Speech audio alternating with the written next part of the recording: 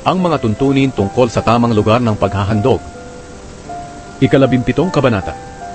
Inutusan ng Panginoon si Moises na sabihin ito kay Aaron at sa mga anak niyang lalaki at sa lahat ng mga taga-Israel.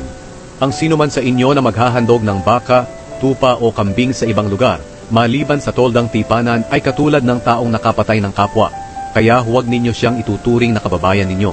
Ang tuntuning ito'y ginawa para ang paghahandog ay gagawin ninyo malapit sa may pintuan ng tolda at hindi sa ibang lugar.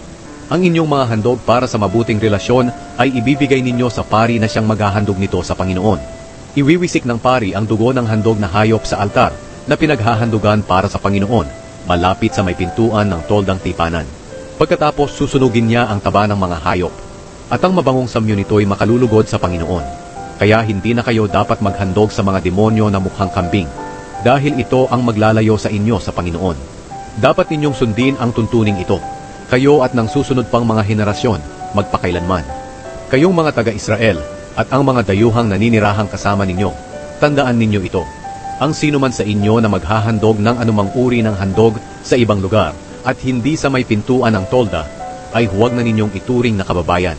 Ang sino man sa inyo na kakain ng dugo ay magiging kalaban ng Panginoon, at huwag na ninyong ituring na kababayan, sapagkat ang buhay ng bawat nilalang ay nasa kanyang dugo, at iniutos sa inyo ng Panginoon na ang dugo ay gamitin ninyo bilang pantubos sa inyong mga kasalanan. Dahil ang dugo ang nagbibigay ng buhay, ang siyang pantubos ng tao sa kanyang mga kasalanan. Ito ang dahilan kung bakit hindi ninyo dapat kainin ang dugo.